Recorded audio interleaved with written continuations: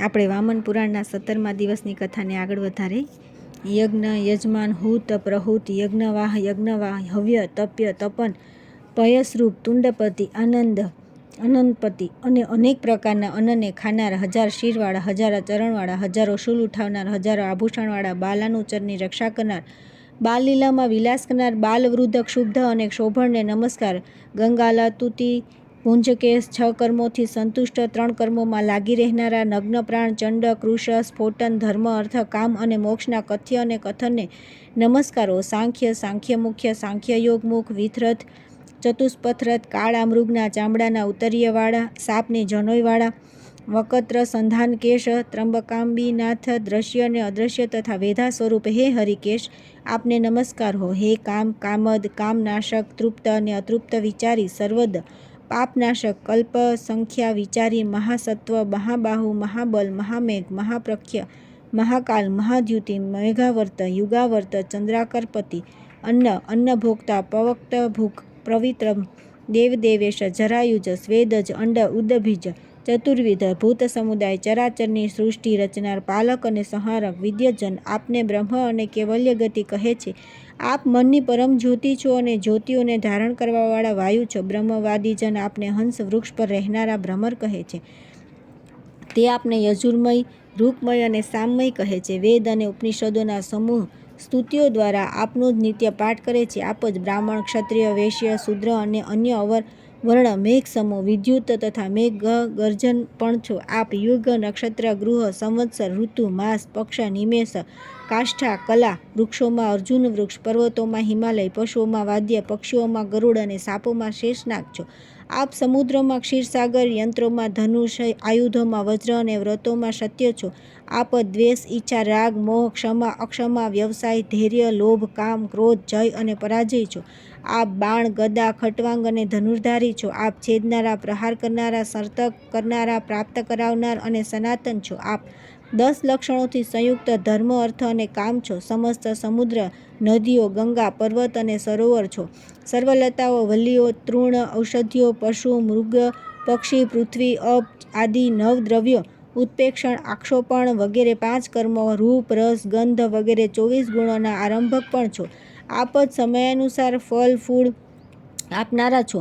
આપ વેદોના આદિ અંત તથા પ્રણવ છો. આપ જ લોહિત, નીલ, કૃષ્ણ, પિત્ત, શીત, કદ્રુ, કપિલ, કપોત, મેચક, સવર્ણ, અવર્ણ, કર્તા અને હર્તા છો. આપ ઇન્દ્ર, યમ, વરુણ, કુબેર, પવન, ઉપલવ, ચિત્રભાનુ, સર્વભાનુ અને ભાનુ છો. આપ શિક્ષા, હોત્ર, ત્રિશોપર્ણ, શત્રુદ્રિય, પવિત્રોમાં પવિત્ર, મંગલોમાં મંગલ, તિંદુક, શિલાજતુ, વૃક્ષ, મૃદક, સર્વના જીવન પ્રાણ, સત્વ, રજ, તમ તથા પ્રતીત, પ્રત્યગ્ર પ્રાણ, અપાન, સમાન, ઉદાન, વ્યાન, ઉન્મેષ, નિમેષ, છીંક અને બગાસુ છો. આપ લોહિતના અંતસ્થિત, દ્રષ્ટિ, મોટા મુખવાળા, ભારે પેટવાળા, પવિત્ર રોમવલીવાળા, હરિશ્રમ, ઉર્ધ્વકેશુ, ચલ અને અચલ છો. આપ ગાવા બજાવવા તથા નૃત્ય કલાના વિદ્વાન છો તથા ગાવા બજાવવાળાના પ્રિય છો. આપ મત્સ્ય, ઝાલા, ઝાલુકા, કાલ તથા કેલી, કલા અને કલહ છો. આપ અકાલ, વિકાલ, દુષ્કાલ અને કાલ સ્વરૂપ છો. આપ મૃત્યુ, મૃત્યુકર્તા, યક્ષ, યક્ષને ભય પમાડનારા, સંવર્તક, અંતક તથા સંવર્તક નામના વાદળ છો. આપ ઘંટ, ઘંટી, મહાઘંટી, ચીરી, માલી તથા માતલી પણ છો. આપ બ્રહ્મા, કાલ, યમ, અગ્નિને દંડ દેનારા, મુંડી અને ત્રિમૂઢધારી છો. આપ ચતુર્યુગ, ચતુર્વેદ, ચતુર્હોતના પ્રવર્તક, ચારે આશ્રમોના નેતા તથા ચારે વર્ણોની સૃષ્ટિ કરનારા છો. આપ નિત્ય ધૃત, પ્રિય, ધૂર્તપણાના પ્રયોક્તા, ગણાધ્યક્ષ અને ગણાના સ્વામી છો. આપ લાલ માળા અને લાલ વસ્ત્ર ધારણ કરનારા છો તથા ગિરિ, ગિરિપ્રિય, શિલ્પ, શિલ્પશ્રેષ્ઠ તથા હર પ્રકારના શિલ્પોના પ્રવર્તક છો. આપ ભગનેત્રા, કૃશ, ચંડ અને પૂષાના દાંતોના વિનાશક, સ્વાહા, સ્વધા, વષટકાર છો. આપ ગૂઢ વ્રતવાળા, ગુપ્ત તપસ્યાવાળા, તારક અને તારકામય છો. આપ ધાતા, વિધાતા, સંધાતા અને પૃથ્વીના શ્રેષ્ઠ ધારક પોષક છો. આપ બ્રહ્મા, તપ, સત્ય, વ્રતચર્યા, સરલ, શુદ્ધ, પંચભૂત સ્વરૂપ, ઐશ્વર્ય અને પ્રાણીઓના ઉત્પત્તિ સ્થાન છો. આપ ભૂ, ભુવ, સ્વ, શ્રુત, ધ્રુવ, કોમલ તથા મહેશ્વર છો. આપ દીક્ષિત, કાંત, દુર્દાંત અને દાનથી ઉત્પન્ન છો. આપ ચંદ્રાવર્ત, યુગાવર્ત, સંવર્તક અને પ્રવર્તક છે. આપ બિંદુ, કામ, અણુ, સ્થૂલ તથા કર્ણિકાર ફૂલની માળાને પ્રિય ગણનારા છો. આપ નંદીમુખ, ભીમુખ, સુમુખ તથા દુર્મુખ છો. આપ હિરણ્યગારમાં શકુની, મહાસર્પપતિ તથા વિરાટ છો. આપ અધર્મનો નાશ કરનારા મહાદેવ દંડધારક, ગુણોત્કટ, ગૌર્નર્દ, ગોપરતાર તથા ગૃહવૃવેશસ્ત્ર વાહન, ત્રિલોકયક્ષક, ગોવિંદ, ગોમાર્ગ તથા માર્ગ, સ્થિર, શ્રેષ્ઠ, સ્થાણો, વિક્રોશ તથા ક્રોશ છો. આપ દુર્વારણ, દુર્વિષહ, દુર્દશ, દુરતિક્રમ, દુર્ઘસ, દુષ્પ્રકાશ, દુર્દુષ, દુર્જય તથા જય છો. આપ ચંદ્ર, અનલ, શીત, ઉષ્ણ, ક્ષુધ, તૃષ્ણા, નિરામય, આધિવ્યાધિ, વ્યાધિહંતા છો. આપ સમૂહંતા તથા સનાતન દેવ છો. આપ શિખંડી, પુંડરીકાક્ષ, પુંડરીક વનના આશ્રય છો. હે મરુત્પતિ, હે દેવદેવ, આપ 3 નેત્રવાળા, દંડધારી, ભયંકર દાંતવાળા, કુળનો અંત કરનારા, વિષને નષ્ટ કરનારા, સુરશ્રેષ્ઠ, સોમરસ પીનારા, અમૃતાશી, જગતના સ્વામી તથા ગણેશ્વર છો. આપ મધુ સંગ્રહ કરવાવાળા, મધુ પાણીઓમાં બ્રહ્મવાગ, દ્યુતચ્યુત, સમસ્ત લોકોના પાલક, પોષક, ઉપસંહાર અને સર્વલોકના પિતામહ છો. આપ હિરણ્ય રેતા તથા અદ્વિતીય પુરુષ છો. આપ સ્ત્રી, પુરુષ તથા નપુંસક પણ છો. આપ જ બાળક, યુવક, વૃદ્ધ, દેવદ્રષ્ટા, ગિરી, સંસારના રચયિતા, સંહારક, વિશ્વ રચનાઓમાં વર્ણનીય ધ્યાતા છો. વિનયીજનો સદૈવ આપની પૂજા કરે છે. ચંદ્રમા અને સૂર્ય આપના નેત્ર સ્વરૂપ છે. આપ જ અગ્નિવન અને પ્રપિતામહ છો. આપ સરસ્વતી રૂપ આપની આરાધના કરી લોક સરળ વાણીની પ્રાપ્તિ કરે છે. આપ દિવસ અને રાત્રિ છો. આપ નિમેષ અને ઉન્મેષના કર્તા છો. હે શંકર, બ્રહ્મા, ગોવિંદ તથા પ્રાચીન ઋષિ પણ આપના મહિમાને પૂરેપૂરો જાણી શકતા નથી. આપનામાં લાખા પુરુષોને સમાવૃત કરી સ્થિત છો. આપ સદા મહાન તમથી પર રહેનારા, પરમ રક્ષક અને સર્વના ઉબોધક છો. નિંદ્રા રહિત, શ્વાસ પર વિજય મેળવનારા, સદા સત્વગુણમાં સ્થિત સંયતીન્દ્ર યોગીઓ જે જ્યોતિના દર્શન કરે છે તે યોગાત્મક આપને નમસ્કાર હો. સૂક્ષ્મ હોવાના લીધે આપની જે મૂર્તિઓ પ્રદર્શિત કરી શકાતી નથી તેના દ્વારા આપ સદા મારી એવી રીતે રક્ષા કરો જેમ પિતા પોતાના ઔરસ પુત્રની રક્ષા કરે છે. હે પુણ્યાત્મન, આપ મારી રક્ષા કરો. હું આપનો રક્ષણીય છું. આપ ભક્તો પર અનુગ્રહ કરનારા ભગવાન છો. હું સદા આપનો ભક્ત છું. જટાવાળા, દંડવાળા, લંબોદર શરીરી તથા કુમંડુલુ નિશંગ રુદ્રાત્માને નમસ્કાર હો. જેમના કેશોમાં વાદળ, સમસ્ત અંગોના સાંધાઓમાં નદીઓ અને કુક્ષીમાં ચારે સમુદ્ર છે તે તોયાત્મા ભગવાનને હું નમસ્કાર કરું છું. પ્રલયકાળે ભૂતોને પોતાના ઉદરમાં રાખીને જે જળની મધ્યમાં શયન કરે છે તે જળશાહી વિષ્ણુનું હું શરણ લઉં છું. રાત્રે આપ જે રાહુના મુખમાં પ્રવેશીને સોમ પીવો છો તથા આપના તેજથી રક્ષિત રાહુ સૂર્યને ગ્રાસી લે છે એવા આપને નમસ્કાર. રુદ્રગણની રક્ષામાં જે અહીં ગર્ભ પડે આપના જ તેજથી પડે તેથી આપને નમન કરાવું છું. તે અદ્ભુત તેજોમાં સ્વાહા તથા સ્વધાને તે પ્રાપ્ત કરે છે. સર્વ દેહધારીઓના દેહમાં સ્થિત અંગુષ્ઠા માત્રમાં નિવાસ કરનારા જે પુરુષ છે તે નિત્ય મારી રક્ષા કરો તથા તે મને સર્વદા સંતૃપ્ત કરે. જે નદીઓ, સમુદ્રો, પર્વતો, ગુફાઓ, વૃક્ષના મૂળિયા, ગાયોની ગમાળો, ગીચ, જંગલો, ચકલા, 4 રસ્તા માળે, તે જગા, ગલીઓ, ચબૂતરા, સભાઓ, હાથીશાળાઓ, અલયો, પંચભૂતો, પૂર્વ, પશ્ચિમ, ઉત્તર, દક્ષિણ દિશાઓ, અગ્નિ, નૈઋત્ય, વાયવ્ય અને ઈશાન ખૂણામાં સ્થિત છે. જે ચંદ્ર અને સૂર્યની વચ્ચે રહેનારા, ચંદ્ર અને સૂર્યના કિરણોમાં સ્થિત રસાતળમાં રહેનારા અને તેનાથી પણ આગળ પહોંચેલા છે તેમને હું વારંવાર નમસ્કાર કરું છું. જેમની કોઈ સંખ્યા નથી, જેમના પ્રમાણ તથા રૂપ પણ નથી, તે અગણિત રુદ્રોને હું નમસ્કાર કરું છું. આપનું કલ્યાણ થાઓ. આપના ભક્તિભાવમાં સ્થિત મારા ઉપર આપ પ્રસન્ન થાઓ. હે દેવ, આપમાં જ મારું હૃદય, મારી બુદ્ધિ અને મતિ છે. દ્વિજોત્તમ આ રીતે મહાદેવની સ્તુતિ કરી વિરામ લીધો. ત્યાર પછી આવે છે અધ્યાય 48મો, વેનકૃત શિવસ્તુતિ, સ્થાણુ તીર્થનું મહાત્મય તથા વેન વગેરેની સદગતિ. સનતકુમાર બોલ્યા કે તે પછી કોઈની કોઈ પણ પ્રકારની ઉક્તિના અભિપ્રાયને સારી રીતે જાણનારા ત્રણેય લોકના સ્વામી શંકર ભગવાનને તે વેનને આશ્વાસન આપતું ઉત્તમ વચન કહ્યું.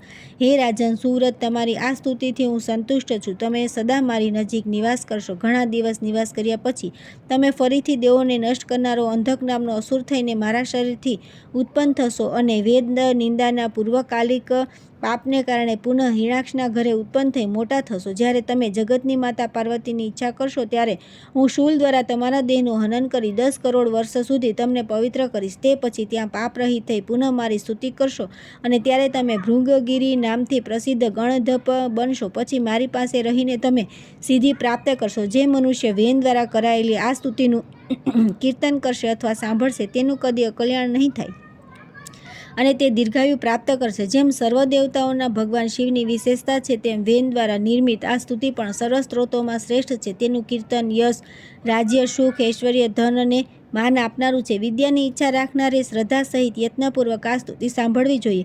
વ્યાધિગ્રસ્ત, દુઃખી, દીન, ચોર કે રાજાથી ભયભીત અથવા રાજકાર્યથી અલગ કરાયેલા પુરુષ આ સ્તુતિ દ્વારા મહાન ભયથી મુક્ત થઈ આ જ દેહમાં રહીને ગણોમાં શ્રેષ્ઠતા પામે છે અને નિર્મળ થઈ તેજ અને યશથી યુક્ત થાય છે. જે ઘરમાં આ સ્તવનું શ્રવણ થાય છે તેમાં રાક્ષસ, પિશાચ, ભૂત કે વિનાયક ગણ વિઘ્ન કરતા નથી. પતિની આજ્ઞા લઈ આ સ્તવનું શ્રવણ કરનારી સ્ત્રી માતૃપક્ષ અને પિતૃપક્ષમાં દેવતા સમાન પૂજનીય થયા છે.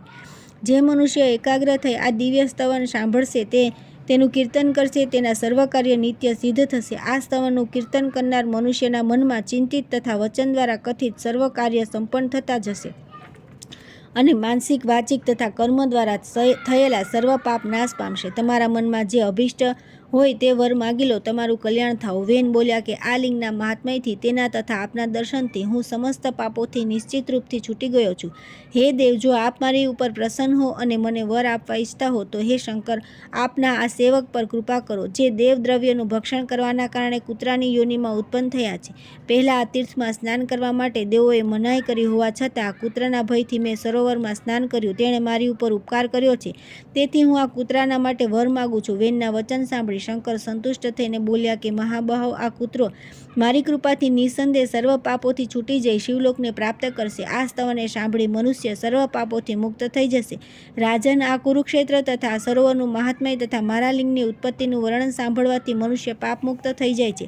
સનતકુમાર બોલ્યા કે આમ કહી શંકર અંતર્હિત થઈ ગયા. તે કૂતરો પણ પૂર્વજન્મનું સ્મરણ કરી દિવ્ય ધારણ કરીને તે રાજાની સામે ઉપસ્થિત થયા. તે પછી વેનનો પુત્ર પૃથુ સ્નાન કરી પિતૃદર્શનની અભિલાષાથી સ્થાણુ તીર્થમાં આવીને કુટીરની સૂની જોઈ ચિંતિત થઈ ગયો. તેને જોઈ વેન ઘણી પ્રસન્નતાપૂર્વક બોલ્યો કે વત્સ, તે નરક સાગરથી મારી રક્ષા કરી છે, આથી તું સત્પુત્ર સિદ્ધ થયો.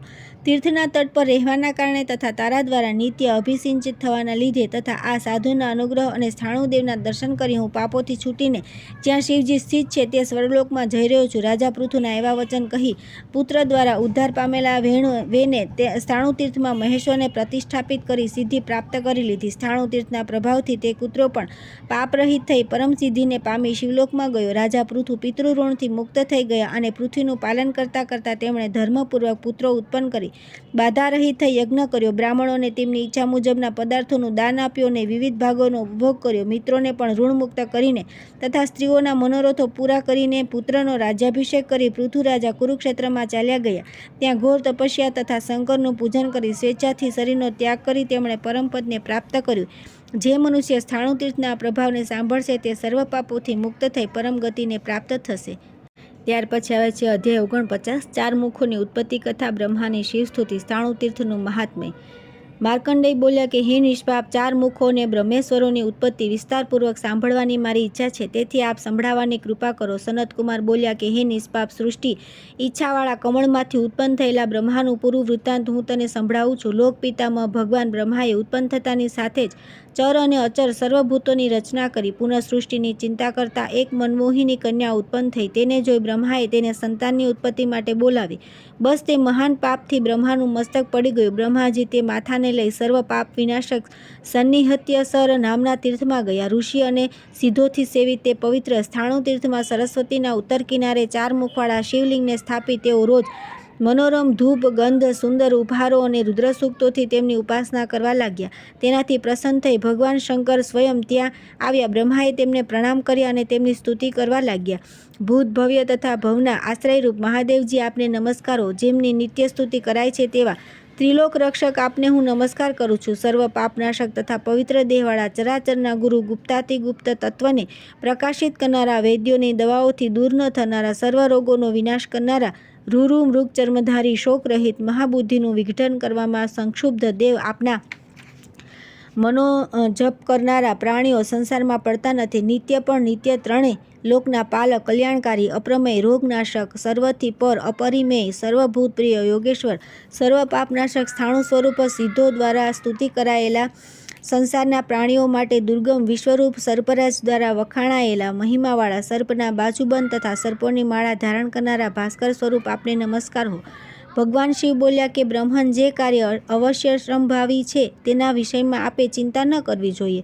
પહેલાં વરાહકલ્પમાં મેં આપનું જે મસ્તક હરી લીધું હતું તે જ 4 મુખ બની ગયું. હવે તે કદી નષ્ટ નહીં થાય. આ સન્નિહિત તીર્થમાં ભક્તિપૂર્વક મારા લિંગોની પ્રતિષ્ઠા કરી આપ સર્વ પાપોથી જૂટી જશો. પ્રાચીન કાળમાં સૃષ્ટિ રચવાની ઈચ્છાથી આપે મને અનુપ્રેરિત કર્યો હતો, તેથી હું એવું જ થશે એમ કહી ભૂતોના દેશમાં રહેનારી માફક દીર્ઘકાળ સુધી તપ કરીને સન્નિહિતમાં વિલીન થઈને રહ્યો. તે પછી આપે ઘણા દિવસ મારી પ્રતીક્ષા કરી. પછી આપે પોતાના મનમાં સર્વ પ્રાણીઓની સૃષ્ટિ કરનાર ધ્યાન કર્યું. ત્યારે તેમણે મને ત્યાં જળમાં વિલીન જોઈ તેમને કહ્યું કે જો મારાથી મોટો બીજો કોઈ પહેલાં થયેલો ન માનવામાં આવે તો હું પ્રજાની સૃષ્ટિ કરું. આપે કહ્યું કે આપના સિવાય બીજો કોઈ અગ્રજ પુરુષ નથી. તે સ્થાણુ જળમાં વિલીન થયા તથા વિવશ પડ્યા છીએ. આપ મારું કલ્યાણ કરો. પછી તેમણે દક્ષ આદિ પ્રજાપતિઓ તથા સમસ્ત ભૂતોની સૃષ્ટિ કરી. આ પ્રમાણે જેમણે 4 પ્રકારના પ્રાણ સમુદાયને ઉત્પન્ન કર્યા તેમને જ સૃષ્ટિ ઉત્પન્ન થતાની સાથે ક્ષુધાત્ર પ્રજા ખાવા દોડી. જ્યારે તેમને પ્રજાપતિનું ભક્ષણ કરવાની ચેષ્ટા કરી ત્યારે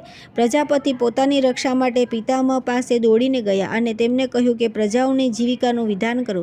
પછી આપે તેમને અન્ન પ્રદાન કર્યું. અચળ પ્રાણીઓનું અન્ન મહાઔષધિ બની અને શક્તિશાળી પ્રાણીઓનું અન્ન નિર્બળ ચલ પ્રાણીઓ બન્યા. આ રીતે જીવન નિર્વાહ માટે પ્રાણન શક્તિનું વિધાન થયું. પછી બધી પ્રજાઓ સ્વસ્થાને પાછી ગઈ. પછી તો તે પરસ્પર પ્રેમપૂર્વક રહીને વધવા લાગી. પ્રાણી સમુદાયને વધતો જોઈ તથા આપને ખુશ થયેલા જોઈ મેં તે જળમાંથી બહાર નીકળી પ્રજાને જોઈ. પછી પોતાના જળથી તેજથી ઉત્પન્ન થયેલી તે પ્રજાઓને જોઈ. ઘણા ક્રોધથી મેં લિંગને ઉખાડીને ફેંકી દીધું. તળાવની વચ્ચે ફેંકાયેલું તે લિંગ ઉપર સ્થિત થઈ ગયું. ત્યારથી તે લિંગ સંસારમાં સ્થાણુ નામથી પ્રસિદ્ધ થઈ ગયું. આ લિંગનું માત્ર એકવાર દર્શન કરવાથી મનુષ્ય સર્વ પાપોથી છૂટીને મોક્ષ પ્રાપ્ત કરી લે છે.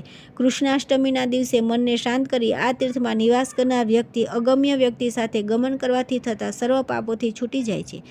સનતકુમાર બોલ્યા કે એવું કહી ભગવાન મહાદેવ ત્યાં જ અંતર્ધ્યાન થઈ ગયા. પાપ શોધન થઈ ગયા. પછી બ્રહ્માએ પણ ચતુર્મુખ મહાદેવનું પૂજન કરી તળાવની વચ્ચે શિવલિંગની સૃષ્ટિ કરી. આગળની કથા આપણે આવતીકાલે કરીશું.